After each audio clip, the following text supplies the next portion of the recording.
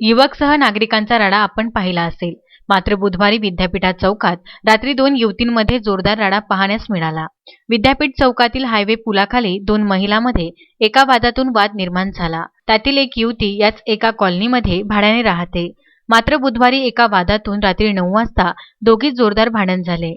त्यातच एका युवतीच्या ओळखीच्या एका युवकाने प्रवेश करून त्यानेही भांडण केले. दोघींची झटापटीची दृश्य येणाजाणाऱ्यांनीही पाहिले. हळूहळू या ठिकाणी शेकडो नागरिक जमा झाले. त्यातच येथील शिवसेना कार्यकर्त्यांनी भांडण सोडण्याचा प्रयत्नही केला, परंतु दोघीही ऐकण्याच्या भूमिकेत नसताना एका व्यक्तीने पोलिसांना फोनवर माहिती दिली.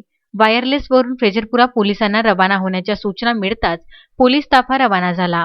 इकडे गाडगेनगर पोलीसही घटनास्थळी रवाना झाले. घटनास्थळी पोलीस येताच एका युवकाने पोलिसांशीही वाद घातला. शेवटी एका गटातील एक युवती आणि युवक तर दुसऱ्या गटातील युवतीला गाडगेनगर पोलीस स्टेशनमध्ये नेऊन कारवाई करण्यात आली.